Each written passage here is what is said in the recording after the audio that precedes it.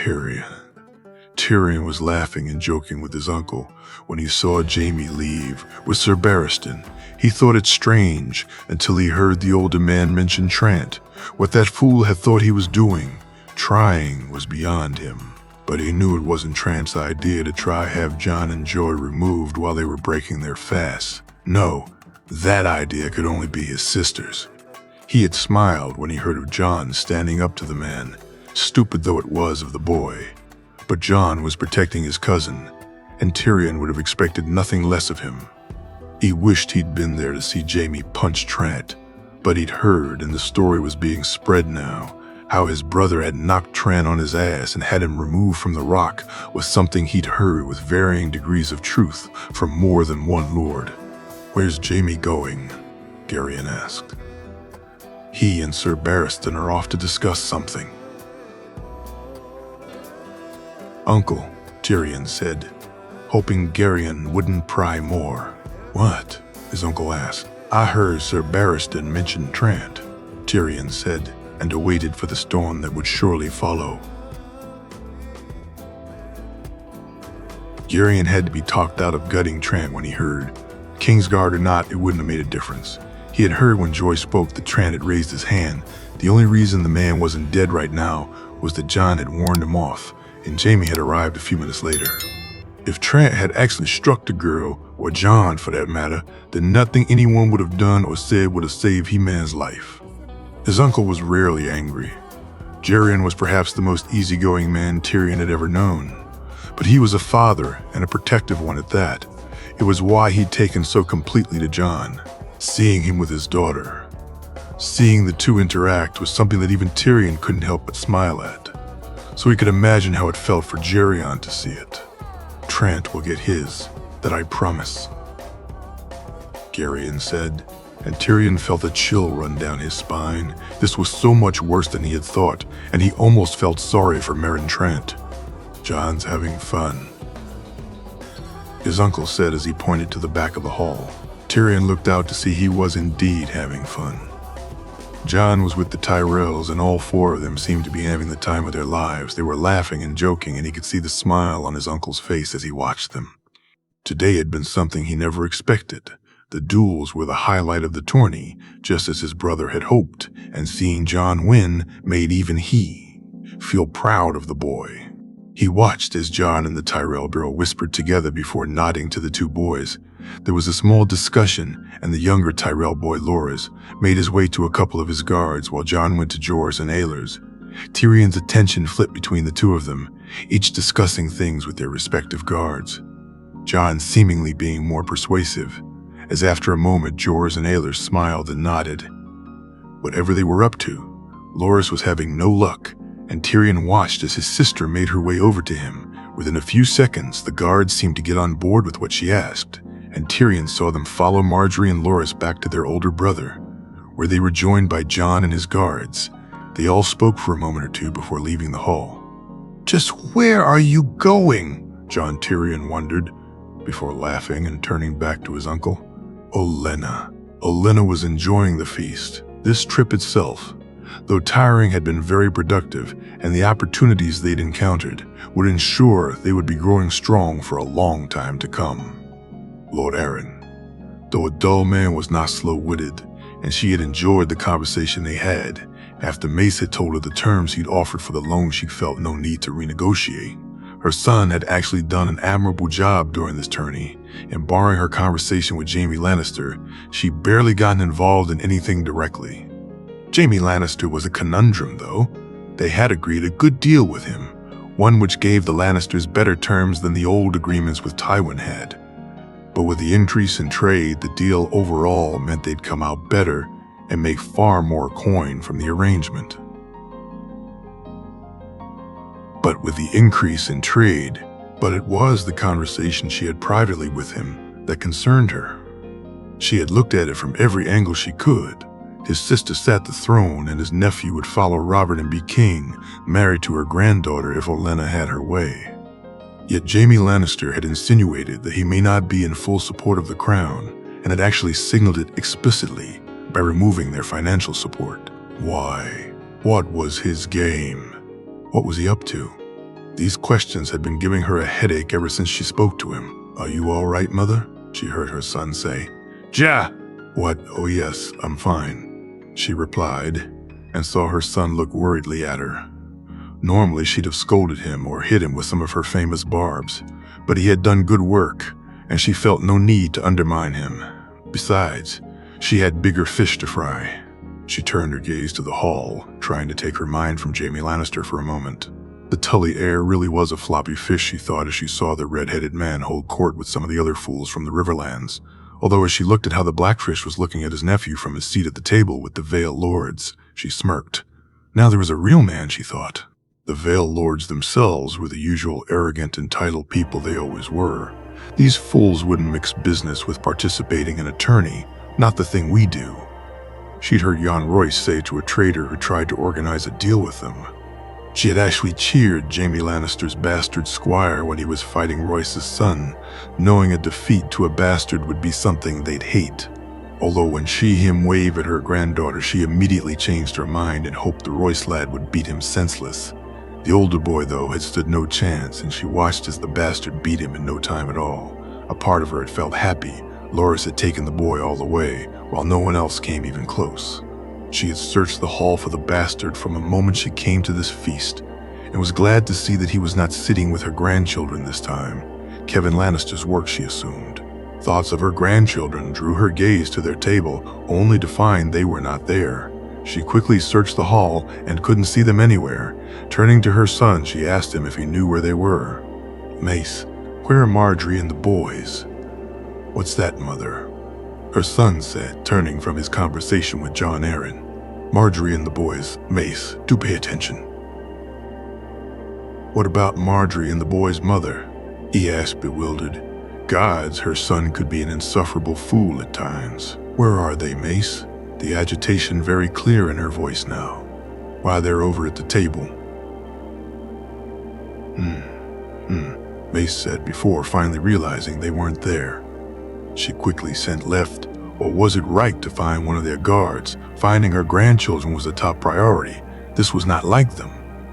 Marjorie wouldn't just leave without telling her. Her granddaughter was more considerate than that. The Blackfish. His nephew was a fool. Brynden realized as he heard the boy speak. He feared for the day when the boy was making the decisions as the Lord of Riverrun. Given how the boy was, now he'd need a good kick up the arse before he'd ever amount to anything. Damn you, Hoster. If you weren't such an old fool, I'd have been teaching the boy, he thought, before he shook his head while his nephew made another stupid statement. The boy hadn't taken part in the melee, had been beaten easily in the joust, and yet was sitting there speaking like he had won the damn tourney himself. What irked him most was his disparaging of the young man who'd won the duels. While he held no love for Ned Stark's bastard and felt the boy a stain on his family's name, the boy had shown great skill and talent today, and he deserved credit for that if nothing else. It wasn't just his nephew and the other Riverland lordlings, as he had begun to refer to Edmure's group of useless heirs and spares who were disparaging the lad. Some of the lords of the Vale had not taken too well to seeing Jan's lad beaten by a bastard. Brynden shook his head at that. Which side of the sheets you were born on may determine most things in your life, but your skill at combat wasn't one of them. How did that bastard make it into the duels anyway? He's Jaime Lannister's squire. But he's a bastard. Brynden listened to the moaning lords of the Vale and had enough. He got up from his seat and went to sit beside his friend Jan Royce. Perhaps he'd get a decent level of conversation out of the one man in the Vale he completely respected. As he walked past the table where Jan's two sons were sitting, he heard more of the same from that table. "How did you lose to bastard Robar? I mean seriously a bastard?" Harold Hardying said smugly. "At least I made it to the damn final, Harry, you arse," Robar replied, only to be beaten in a blink of an eye. "How's your hand, by the way?" Waymar said with a smirk. "It's fine," Robar grumbled. The Bloodfish smiled as he walked past them. The boy's wrist was badly bruised. He was lucky it hadn't been broken. When the bastard had brought his sword down on it, he'd used the flat side rather than the edge. If he hadn't, then Robar wouldn't be sparring again for a couple of moons. As it was, he'd be out for a sennight at least. He made it to where Jan was holding court, Lord Redford and Lord Corbray listening on as he talked about the tourney. He smiled at the man, and Jan moved a seat from the table for him to sit on. "Ah, Brendan, I was just telling Horton and Lionel here of our fight and how you managed to best me." Jan said, a large smile on his face. "I got lucky, old friend, that's how." Brendan set the laughs all round. The four men continued to talk about the melee and how lucky neither of them were to have faced Thoros' flaming sword, about the joust being won by a northerner of all things. Finally, they got around to talking about the squire's duels. Robar was unfortunate in that final yawn. That bastard tricked him. Orton Redford said. "Aye, we all know they're tricksters, Jan," Lionel added. "The lad was better than Robar. It's that simple, my lords. There's no shame in being beaten by the better man," Jan said. And Brendan smirked, "But he's a bastard, Jan." Orton Redford said, shaking his head. "A lord's bastard, he's Ned Stark's natural son," Jan said before quickly realizing his error. "Oh, I'm so sorry, Brendan, I didn't mean," he said apologetically. "It's fine, old friend, you speak the truth. I have no love for the boy. He's a shame on our sweet cat, but the boy's talent is beyond question, and he won fair and square," the Blackfish said, and Jan nodded in agreement to the two other men's amazement. Jamie and Barristan walked to the back of the garden. It was a small, clear place and wasn't overlooked. What they needed to speak of now could cost his king his life, and Jamie could no longer take any chances.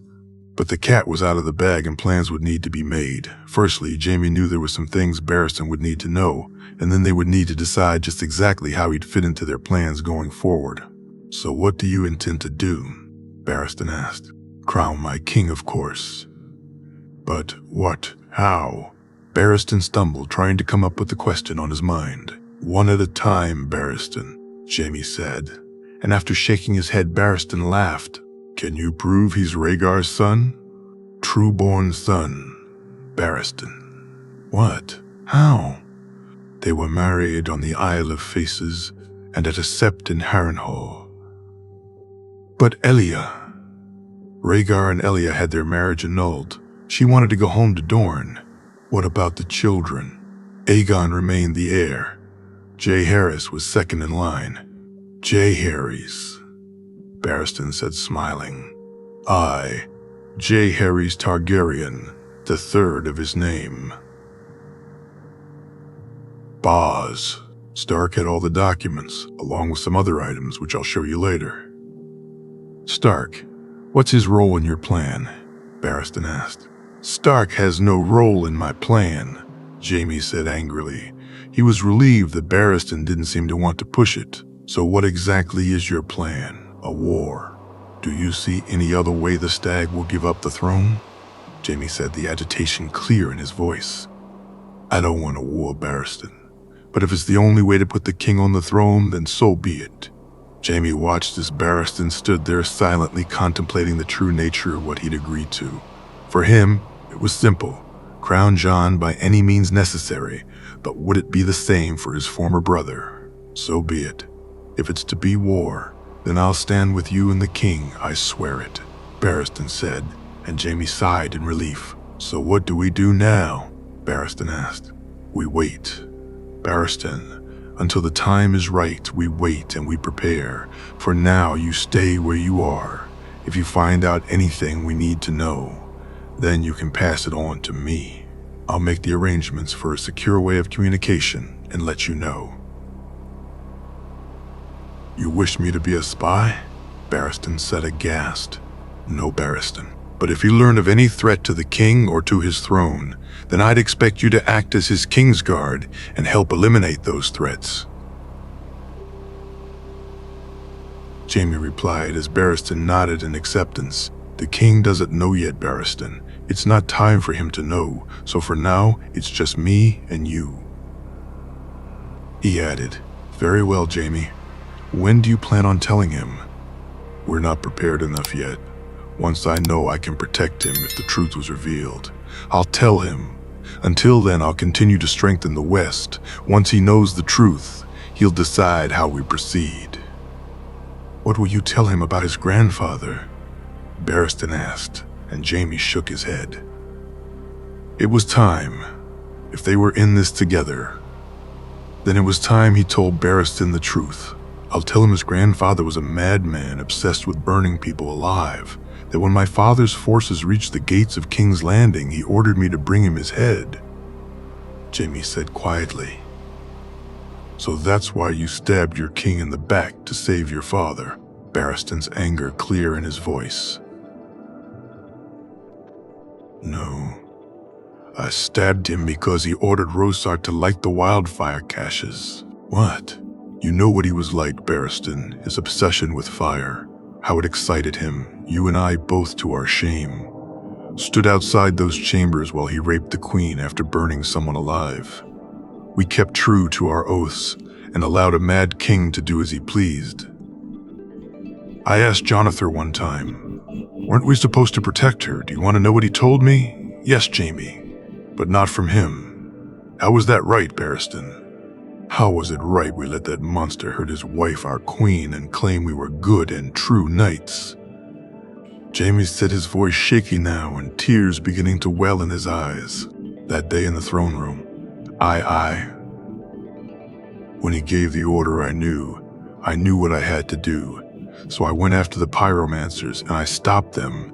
And when I returned and he realized what I'd done, he stepped down from the throne and said, 'I am a dragon and I will have my fire. Burn them all.' What choice did I have, Barristan? What was I supposed to do? I was a boy of 10 and 6 and I was the only one who could stop him. What else was I supposed to do?"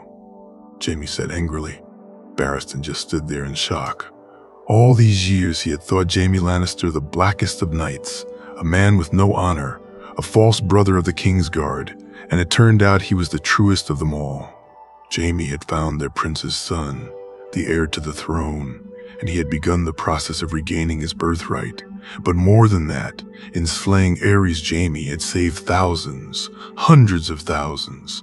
He had protected the weak, protected the innocent, and Barristan, like everyone else, had judged him an oathbreaker because of it.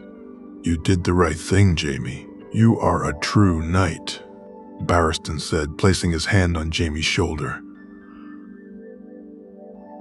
"I failed as a knight. I failed Elia and the children. I should have gone to them, protected them, but I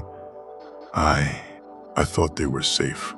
I never could have imagined my father, what he did. What kind of a man does that?" Jaime looked at Barristan, his eyes pleading for something, anything. "Jaime, you're not your father. You're a better man, and that's all you can be.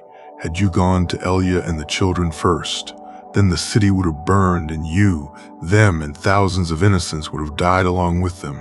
But you stopped that. You saved those people. You don't understand. I failed him, Barristan. I failed Rhaegar. He told me to protect his children, and I failed." Jaime said, his tears falling freely now. "You didn't fail, Jaehaerys. Out of all of us, you're the only one who didn't fail, Rhaegar. Thanks to you, we still have a chance. Jaime, you have no idea how grateful I am because of it," Barristan said as Jaime looked at him. The two men stood in silence for a few moments. Jaime regaining some of his composure. He felt as if a large weight had been lifted from his chest, a weight he'd carried for 7 years. He nodded at Barristan, and the two men made their way from the garden.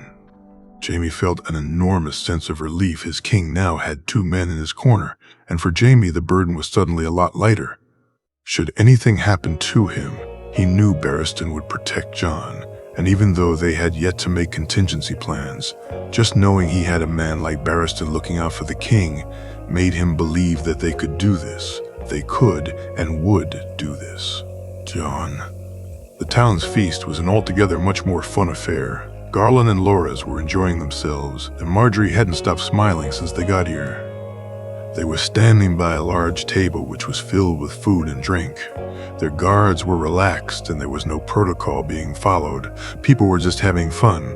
It didn't matter here if you were a lord's son or daughter or a bastard squire. A little while earlier, John. This other feast, is it still going on? Marjorie asked. Aye. It'll probably finish long after this one. We should go, she said, smirking. What? We can't. What would father say? Laura said shakily. Never mind, father. What would grandmother say? Garland quickly added, We'll be back before they notice. Come on, Loris. Where's your sense of adventure? Marjorie said teasingly, I don't know if we should, Marjorie. John shook his head as he spoke to her. Please, John, this is so dull, she said, her eyes wide and pleading. He had never stood a chance. He thought Joy was easily able to get him to do as she wished. It seems Marjorie had the same ability. She sent Loris to get their escort, and he had gone to get Jors and Alirs, finding them easy to convince. Loris had been not so lucky, it seemed, and he had watched, as Marjorie had done what he had failed to do. It had been a really good idea to come here, though. Compared to the other feast, this was so much more lively. As they stood there, he refilled Marjorie's cup with some of the sweetened berry juice she seemed to like so much, getting a huge smile in return. Suddenly, chairs were moved and tables pushed to clear a large space in the middle. John was confused. What was going on? What were they doing? He turned to Marjorie, whose smile, if anything, had gotten bigger. Oh, lovely dancing, she said, and John gulped. John had never really danced before. It was not something someone of his station was supposed to take part in. He'd heard Lady Catelyn say when his brother had asked why he wasn't part of the lessons. He watched as a blonde girl came over to ask Garland to dance and turned, hoping to see Marjorie ask Loris, but found to his dismay, Loris wasn't there, and instead was talking to some boys at a different table. He turned to see Marjorie look at him expectantly. I haven't really done this before, but would you like to dance, Marjorie? I'd be delighted to, John. Don't worry. You'll be fine. Just follow my movements. Think of it like a duel. Marjorie said, that lopsided grin clear on her face. They moved out into the clearing. John looked around at where people were placing their hands on each other before trying to copy them. He moved closer, and his hand slipped, forcing him to lose his balance. As he corrected himself, his head lightly clashed with Marjorie's, forcing a small grunt from the girl. He turned to walk away, embarrassed, but she grabbed his hand and smiled at him. As the music began, he tried to follow along. His movements were not quite right, though, making a boy behind him snigger. He smiled as Marjorie looked at the boy and gave him a scowl, stopping the boy in his tracks. She turned to him and smiled, and they began to move to the music, this time finding it much easier. See, I told you, you'd be fine, Marjorie said, her smile beaming at him. I'm just lucky you're so good. You are, aren't you? Marjorie said, and the two of them laughed. They danced another 3 times, John finding the moves easier as they danced more. By the time they finished the 3rd one, the smile on Marjorie's face was constant. He too was enjoying himself, but they had to call it a night and make their way back to the other feast, as they were already in danger of being missed as it was. Did you have fun? John asked her as they walked over to Garland and Loris. Very much so, thank you for dancing with me, good sir, Marjorie said with a giggle. It was my pleasure, my lady, John said with a bow as they both laughed. They didn't stay long after that. Once they reached Garland and Laura's, all 4 of them made their way back to the hall where the other feast was going on. As they reached it, John saw Jaime and Sir Barristan walk towards them. John, my lords, Lady Marjorie, Jaime said with a nod. Lord Jaime, Sir Barristan, Garland and Loris quickly said, looking at the 2 greatest living swordsmen like the icons they were to them. Lord Jaime, it's been a wonderful tourney. You must be so proud of it, and of your squire for winning the duels, Marjorie said, making John blush a little. I am indeed, Lady Marjorie, and John has always made me proud, Jaime said, looking at him. Sir Barristan, it's a pleasure to meet you. I'm sure my brothers would be most interested in speaking to you. Marjorie said as both Loras and Garland eagerly agreed. "Of course, my lady."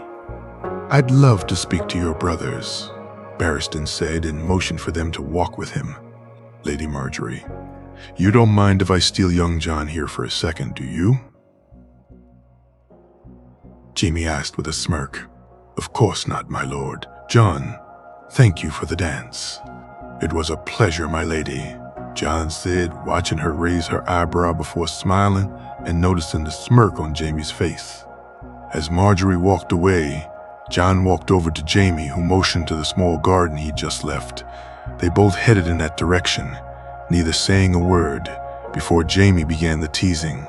"So, made some new friends, John?" Jaime said, his smirk clear on his face. "I bet she's much more formidable than her brother." He teased, making John frown. "So where were you all coming back from?" We stopped by the other feast. Marjorie wanted to go and," John said sheepishly. "Ah, no worries, John. I'm just playing with you. You're way too easy," Jaime said, laughing before John shook his head and laughed with him. "Oh." When they entered the garden, Jaime pointed to a small seating area, and they both made their way to it and sat down. After a few quiet moments, Jaime stood up and looked at him, making John nervous. "I'm proud of you, John. Today, what you did, you were incredible." Jaime looked down at him, his smile beaming on his face. John couldn't help himself. He jumped from his seat and threw his arms around Jaime, hugging the man who made this all possible. Without Jaime, he'd be back at Winterfell being the shame of House Stark, and instead, here he was being welcomed and appreciated. It was almost too much for him, and he felt his eyes water. 2 days later, they assembled at the front of the castle to say their farewells to the king and queen, and Jaime was happy to see them go. Robert had been his usual self, and while that had annoyed him especially since he was wearing a crown that didn't belong to him, though truth be told, he had barely caused Jaime any real headaches. The same could not be said for his sister. After he threw her from his bed, she had not tried to seduce him again, and he was glad of it. However, the look she gave him ranged from hate to lust, and he didn't believe their issues were anywhere near resolved. As he saw the king make his way towards him, he signaled, and everyone knelt on one knee. Robert waved him up, and as he stood, he noticed Cersei staring at him. He kept his features as straight as he could, resisting the urge to frown at her. "Your Grace," he said as he bowed his head. "Lord Jaime, you did your father proud. It was an incredible tourney, a fitting send-off. I look forward to seeing you in King's Landing soon, my lord." Jaime almost grimaced at the insincerity in Robert's voice. Jon Arryn must have coached him this morning, he thought. "Thank you, your grace. Brother, it's been a pleasure," Cersei said as she smiled at him. "Indeed, my queen," he replied, looking at her suspiciously. "Lord Jaime, I thank you for your hospitality," Jon Arryn said stiffly. "Their graces and yourself, Lord Hand, are always welcome at Casterly Rock." Jaime watched out of the corner of his eye as the king and queen made their way down the line, catching his sister's grimace as she stood before Tyrion, her stilted way of saying Tyrion's name leaving no one in doubt of her true feelings. He caught his breath as Robert made it to where Jon was standing. "Ah, there he is, the star of the tourney. I hope you'll come. Defend your crown at the next tourney in King's Landing, young Snow. I mean to have a duel take place in that, and I want the champion to take part. So what say you, lad? Will you come fight in front of you, king, once more?" Robert said, a huge smile on his face. "Your grace, I'd be honored to." He heard Jon quietly reply, "Ah, that's the spirit, lad. Perhaps we can even get your father to come, lad. He'd be proud to see you fight. I know I was. You showed him all, good lad," Robert said, slapping his hand so hard on Jon's shoulder that even Jaime grimaced at the force of it, although Jon just smiled and nodded at the king. "Your grace." He watched as Jon greeted the queen respectfully, Robert already making his way to his horse. "Jon Snow, you've made quite an impression, young man. I see a bright future ahead of you," Cersei said sweetly.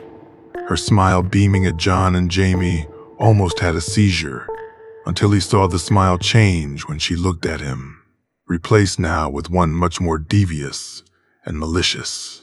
Jamie almost felt like choking the life out of her as she turned back to John. A bright future indeed, she said before walking to her carriage while John just shook his head in confusion. Ah, young John, it's been a pleasure to meet you. When next I speak with your father, I shall tell him what a credit you are to your family. John Aaron, said the smile on his face, genuine at least. Thank you, my lord. It's been an honor to meet the man who fostered my father. John said, smiling at the blue-eyed Falcon Lord. Jamie smiled as Sir Barristan nodded from his horse.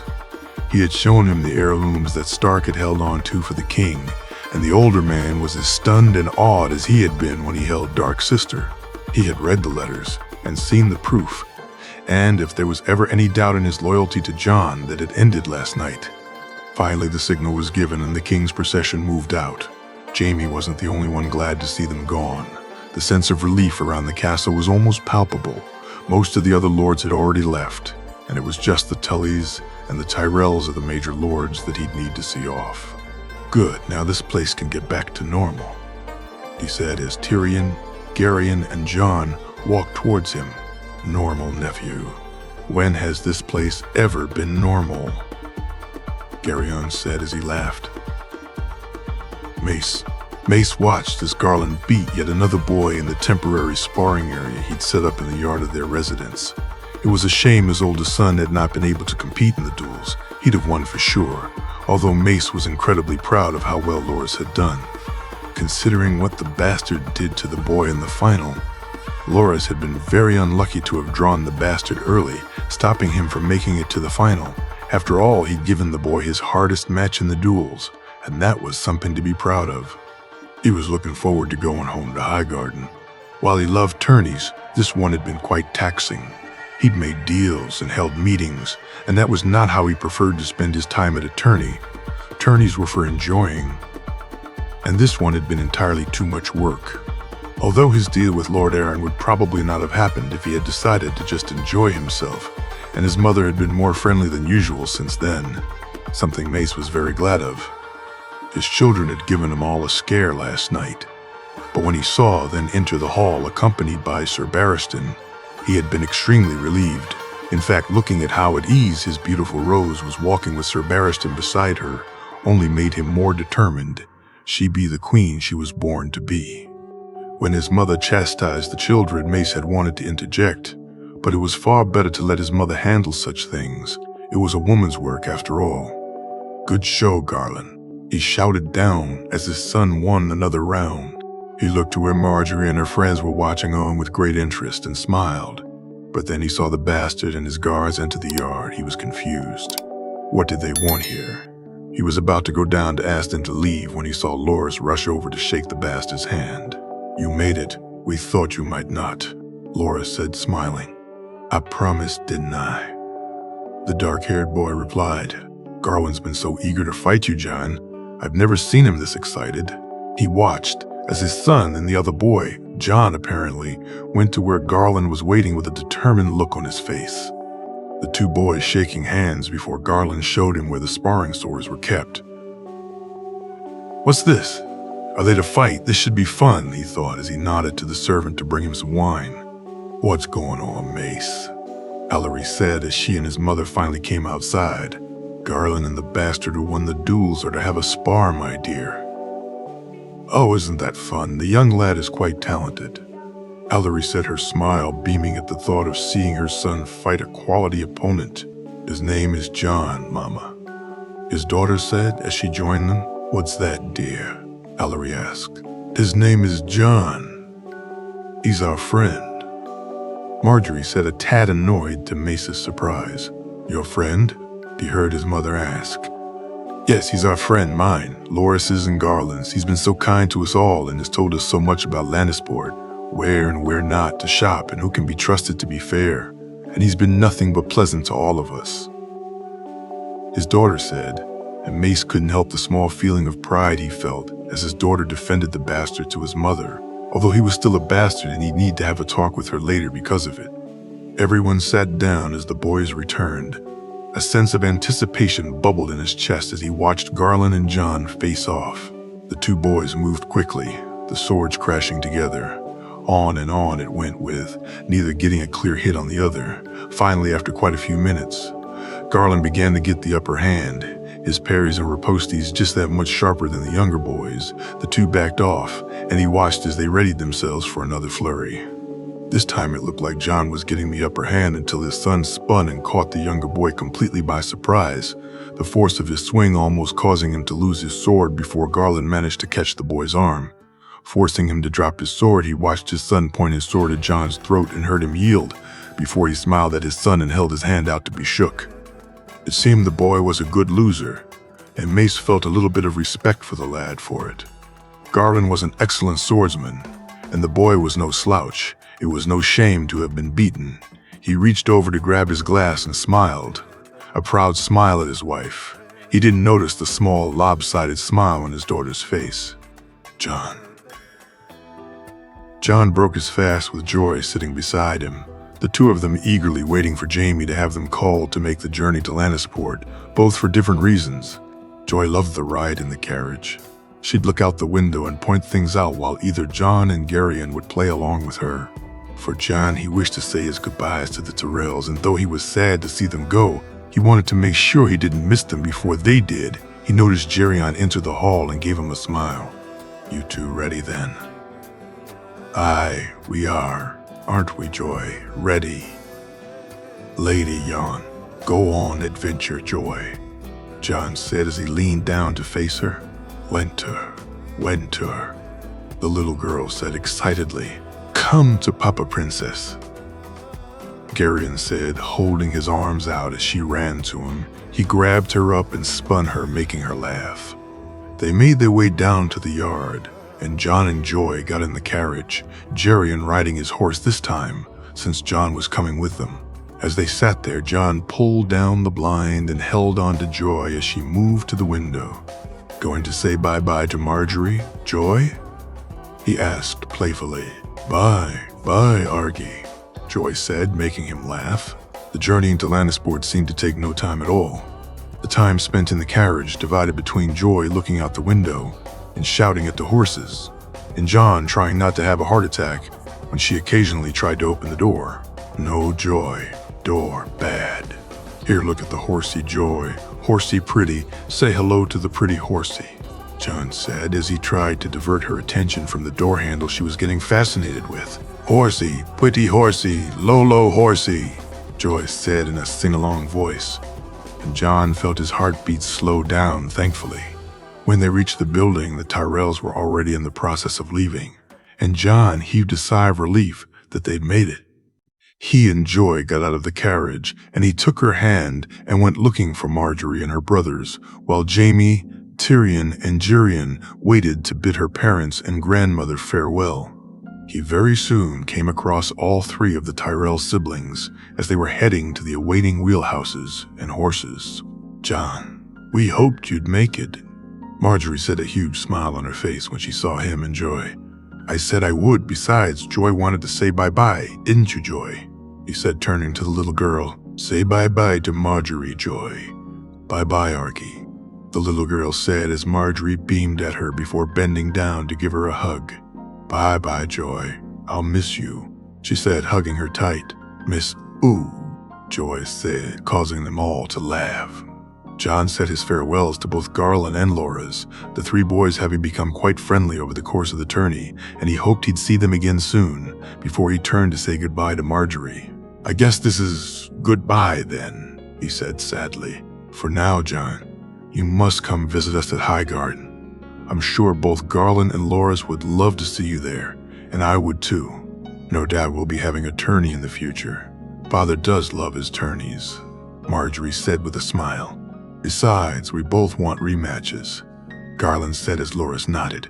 John shook both their hands before Loras hugged him, and Marjorie did likewise.